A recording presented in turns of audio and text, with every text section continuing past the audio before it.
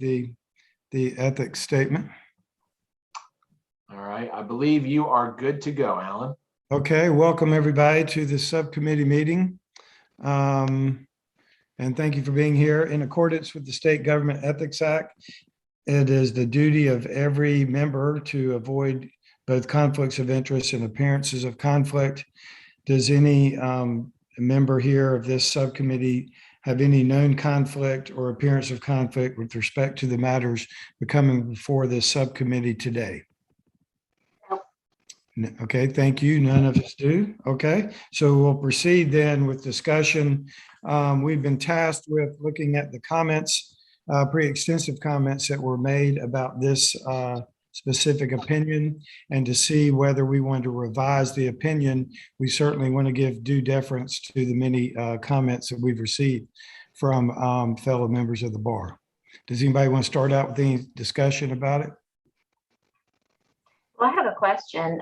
Brian, I know 4 is our main focus. Do we need to spend time on the others? I didn't see, I mean, there are some complaints overall, but I didn't see any specific proposed suggestions for altering those 3. I agree with you. I think 4 seems to be the biggest one. And before we even go further, I see somebody is called in. Is that, oh, and John just joined. I think maybe John is joining by potentially by phone. John, can you hear us? I think you're muted right now. Unmute. Does that work? Yes. Thanks, John. So yeah, we have Amy. To your point, and John, I think there's a little bit of an echo. I'm gonna mute you right now. There weren't a lot of substantive comments received on the other inquiries. It was really focused on number 4. Of course, it struck me as interesting that, of course, we've got an opinion here where the comments really range from like the very first one, I'm delighted with this opinion, to other comments that are saying I can't stand this opinion. So it's I think we've got a couple of things to really focus on, but it seemed like inquiry and opinion number 4 really present the most I don't want to say controversial, but just kind of the most interesting issues, because we're talking about I guess if I was going to summarize it, we're at that point where we've got some sort of legal services that are being completed by the buyer's attorney that really are kind of ridding the title of seller's kind of lasting imprint, their mortgage, paying that off, and the buyer clearly needs to be, in particular the buyer's attorney, clearly needs to be involved in that process. So there's work that's being done really to benefit both parties.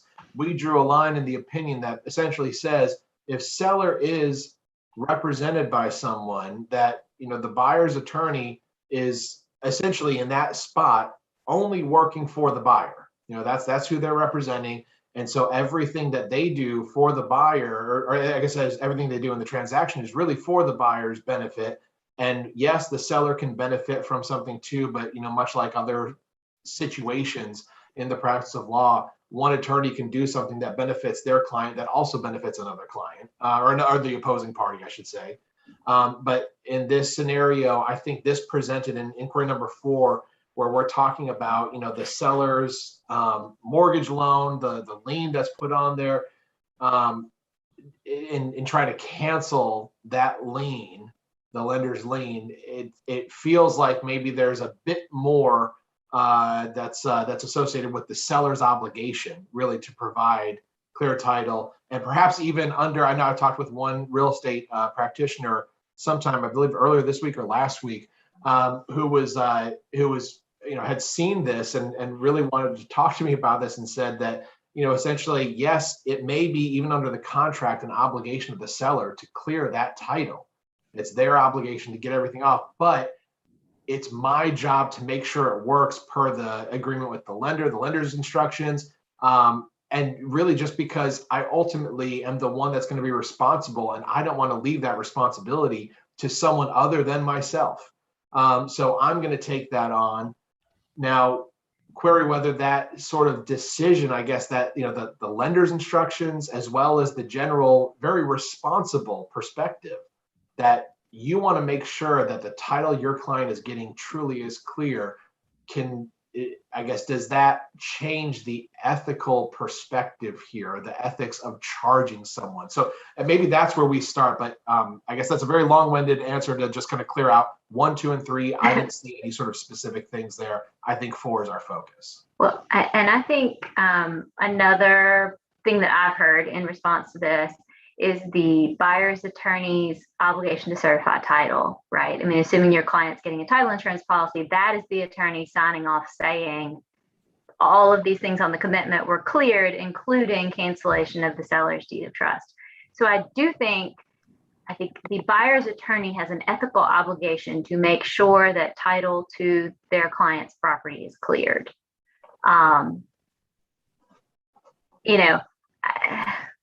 They have a contractual obligation to do that as well. I mean, that's what they've told both their client and the title insurance company they're going to do. So I think this is very novel to me. I don't do a lot of residential real estate anymore, but I've done a ton in the past. And I've never charged a fee to get a payoff and do that kind of stuff. But I believe the analysis is correct that if it's agreed and it's discussed ahead of time to charge a fee for that, and it's agreed that you provide that representation for the seller as well by your client, the buyer, then it's okay, I guess. But it needs to be clarified first, right? That's the real question, is charging a fee. I guess part of my concern, and I also don't close transactions. I litigate about them, but I don't close them. And in fact, I'm currently defending a malpractice case for a lawyer who it involves the cancellation of a deed of trust. I think my heartburn comes in on the calling it a charge for this particular thing. Why isn't it part of the attorney's fees charged for closing? And Christina, maybe you can help me with this. Why should it be a separate line item on the settlement statement? I think this is, I mean, it's a real issue between residential attorneys, and I haven't done residential closings in 16, 17 years, so I'm pretty far removed from it, but I do close commercial transactions, and I know that sometimes there is that there's the contractual obligation of the seller to deliver a clearer title and to pay off any mortgage, of course. And then, of course, it's the buyer's attorney to make sure that that's been done. And because they have to certify title, they're the ones left holding the bag. They're the ones who, if it doesn't get done any other way, they're going to have to do it because they have to issue this title opinion that says it's been satisfied. And, most of us prefer not to send in that title opinion until the deed of trust has actually been canceled. And chasing after the lender, maybe even preparing the satisfaction document ourselves to get that accomplished, it is extremely frustrating because at that point, we've probably run through all of the fees we were paid and we're doing this for free. And that, I think, is a very legitimate frustration on the part of buyers' attorneys. We started out with the question of, can we charge, can a buyer's attorney charge to review seller's documents? And I think that's such an easy answer. No, of course not. We wouldn't do that in any other context, but these comments raise some very legitimate concerns and things that I feel like we do need to hash out. And I'm, from the comments that I've read, they're really looking to us to give some guidance on what can and can't be done. And I do see, chasing after this payoff as one. And of course, hopefully the seller's attorney is being courteous and helping assist in that process and such. But it really does fall on the buyer's attorney to make sure it gets done and to do whatever it takes to get it done, short of paying the payoff themselves. So that is it's a real issue, and I don't know that I've got the answer to that question because it's kind of an unfair situation, and I'm not sure how to make it fair under the rules necessarily. And it does appear to me there's a direct divide in closing attorneys. There are those that fully believe they cannot do this, have never done it, and are mad that other people are doing it and getting paid for it while they're just doing it. And we are picking sides here, and I'm not sure. When I started on this quest, I very firmly knew which side I was on, and now I'm a bit more confused. And not to change the subject, but I want to add also that also what came up in these comments is the ability to charge for different kinds of fees, little reimbursements and things like that. And I really believe it would be helpful if our final opinion, provides some guidance with regard to that as well. Mm-hmm. Well, to that end, Christina, I agree with you. I think that's one of the, maybe one of the glaring opportunities of the opinion to clarify that kind of administrative expenses that are experienced by the buyer's attorney just in facilitating the transaction, overnighting a check, the wire fee, whatever it may be. That's not really, I don't think that was ever the intent of this opinion to cover. I agree. We probably need to, I guess, clarify that we all agree with that and then include some language. So maybe we can start there. Yeah, let's start there. The administrative expenses associated with this, that is something that I guess I've gotten the impression from the subcommittee before that subcommittee doesn't have, doesn't feel that a buyer, a closing attorney can, or is prohibited from passing those along to the seller. If it's, and I guess maybe this is that sticky question, is the administrative expense for the buyer or is it for the seller? Perhaps it depends upon the expense itself. But if we could kind of maybe talk about that, is there a line that we want to draw there with regards to administrative expenses that aren't really substantive legal services? I think it does matter what the service is. I'm sorry, Christina. I think it matters like if the FedEx is because is that different than a payoff that you would definitely want to overnight and track. I'm sorry, I just got a notice that my internet connection is unstable, and so I missed most of that. I said, is there a difference in an overnight charge because the seller is demanding something be overnighted versus like a payoff that we're always going to overnight to, because you have tracking to make sure it gets there if it's not wired. I mean, are there differences in fees that are avoidable versus standard practice? And do we want to get into all of that, or do we want to just create a rule? That's what's tough, because if we try to get into the myriad circumstances that can be faced in these transactions, I think if it's seller demanded, then it's administrative expense. Once again, it goes back to you clarifying ahead of time, there will be an expense charge for this, that kind of thing, and getting them to say, okay, we understand. It's still a communication element to it, right? Right.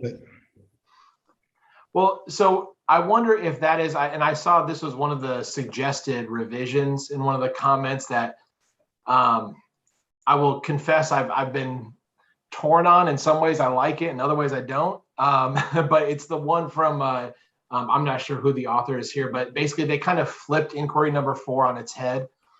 Instead of saying no unless, they're saying basically, can you charge this fee? Yes, provided that. Yeah, and I think that's that page really 30, right? I saw that same one. Is that the Sterling Law one? Yeah. Yes.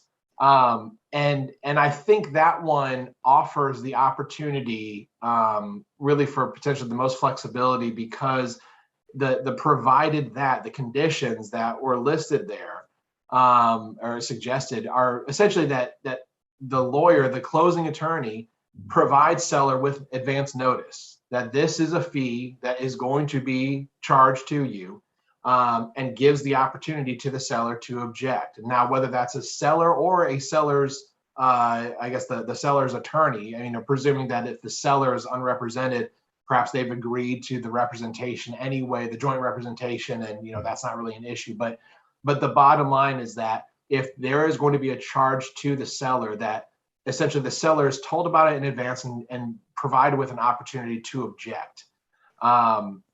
I feel like that's a fair thing, and kind of absent some sort of objection, that the buyer's attorney is essentially permitted to go ahead and include that in the transaction, include that charge. What did you all think of that?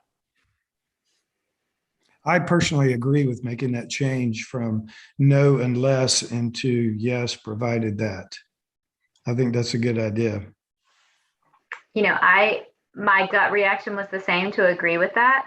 But then I go back and look at our responses to 1, 2, and 3, 1 and 3, where we've said the same thing, no unless, and I just want to make sure we're not contradicting ourselves by saying no unless, because it's the same 3 requirements. It is, yeah, it really is. It's kind of the default in those other ones is no, unless that seller has been, provided advance notice and consents to it. I'm just worried about consistency. Right.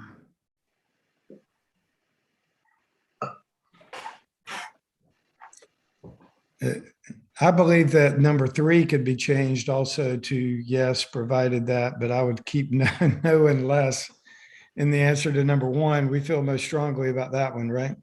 That's my same thought, Alan, is Yeah. that when I look at it, I'm like, okay, I can move 3, but I'm not willing to change 1. Don't change 1. 1 is the one that gets to all of us saying, what? You can't do that, Mm-hmm. just to review documents. No. So I don't know. I make that proposal that we change it to yes, provided that in number 3 and number 4.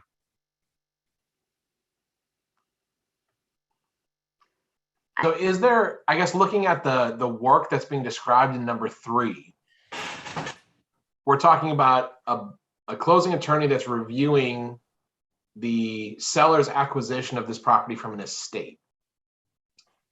Is that, I guess well, maybe the question is that different than what we're talking about as far as paying off, or I guess resolving the seller's lender's lien to obtain that clear title, or any other administrative fee for that matter? I think the administrative issues that we were talking about could also be incorporated under 4 if we're saying yes, provided that notice is provided and the seller doesn't object. The reviewing the estate, I guess I felt like that was a little different because it was, it's the buyer's. I think maybe perhaps the buyer has the stronger interest in reviewing that estate to make sure, no, this really was a legitimate transfer. I really will have title to it, even though it's being provided to me, and there are statutory remedies that I could rely upon.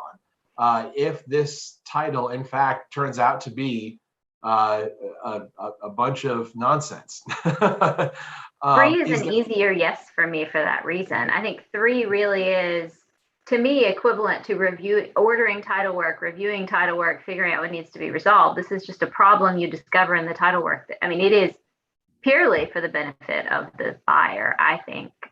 So right. 3 seems to be, both benefit the buyer. I feel like seller gets a greater benefit out of 4 than 3.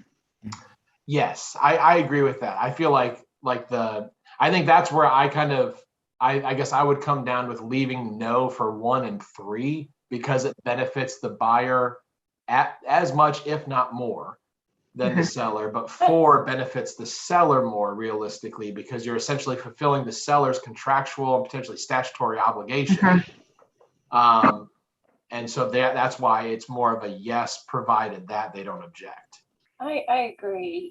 When there's an estate in the title that we're reviewing, that's just kind of is what it is. And that's part of the buyer's attorney's obligation to review title. And that title is, if it's a bear, I might go back to my client and say, look, I'm sorry, but it's going to cost more because of this, because this estate is kind of a mess and it's a quagmire and I've got to work through it and to make sure that you're getting clear title.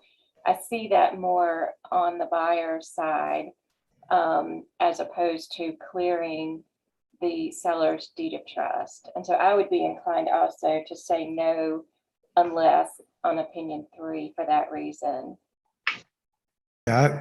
Brian, you've convinced me. I've changed my mind on that. Let's keep no unless, number 3. Okay. And Christina, you've convinced me, yeah. And I think it's easy to then make 4 a yes provided if we just rework the language. So it's not the same as 3, just with a yes instead of a no. You know, I mean, I think if we move some words around and make it read like an independent thought as opposed to just repeating what we've said in the others, it won't seem as contradictory. Yes, I agree. Okay. And John, that I may saw, come. oh, I was just saying, John, I think you were trying to offer an opinion. Just want to make sure that we can hear your thought.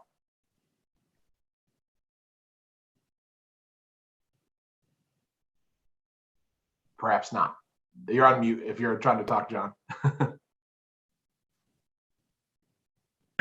Is that unmuted now? Yes. Yes. So maybe this is a dumb question. Why is inquiry 3 even in there? To me, that's 100% a buyer's responsibility. I believe that was in there because that that question was either a part of the original inquiry, which I do not have right in front of me. It was either a part of the original inquiry or it was something that was also posed to us, us being the ethics staff, because we received this question a number of times. And so it was kind of the opportunity to address this issue in this opinion, even if it may be a bit perhaps obvious.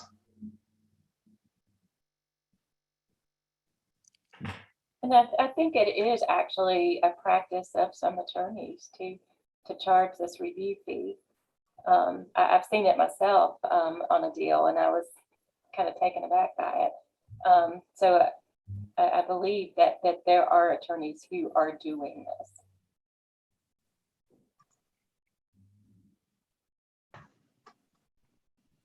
Okay, are there any other, do you want to take a vote on changing the just inquiry number 4 to yes, provided that? Well, But I don't think we otherwise, I don't think we necessarily need a vote. I think what I would like to do is, kind of here in the discussion, try to work something out here, put something on paper and send to you all. Just as far as the recommendation, should we reach a point where, we have an opinion that you all would want to recommend for publication at the October meeting, you don't necessarily have to have a vote of this subcommittee, an official. You can make your motion at the ethics meeting.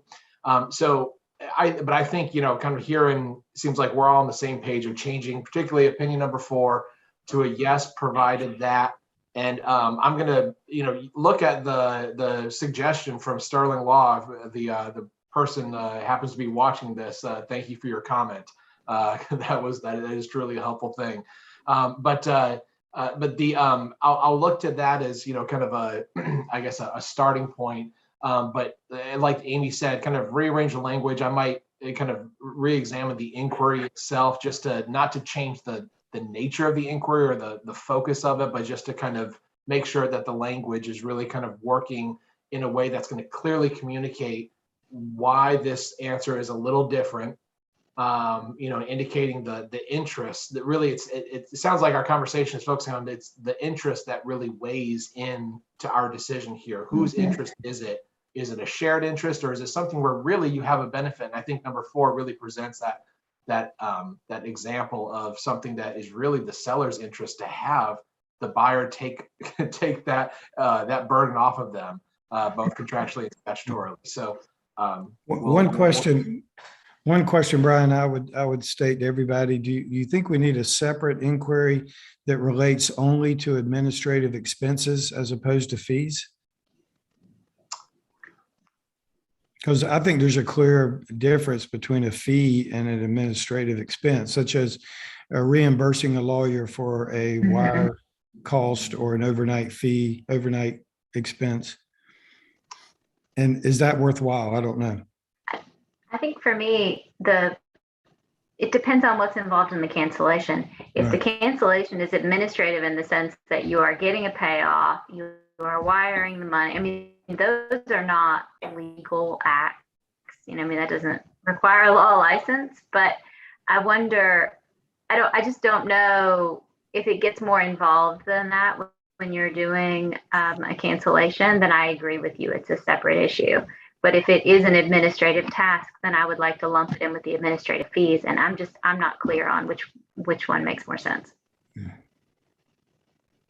Yeah, I think I think this might be a part of the drafting process. I'm kind of inclined to try to draft some language that essentially addresses the administrative fee question, because I think the administrative fees, it seems like if they're tied to the interest of the seller that you're relieving via inquiry and opinion number 4, that those administrative fees can be charged, but that they would still need to be provided with that same notice opportunity to object. That essentially we're talking about a service, but also the fees that are associated with that service.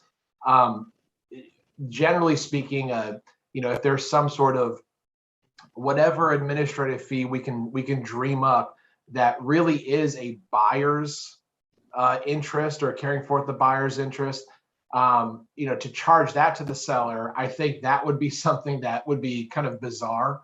But also, I guess I could dream up the scenario where if for whatever reason maybe the buyer's attorney wants to send it over to the seller as a part of it could have been a part of a negotiated aspect of the transaction. Will you take care of these expenses?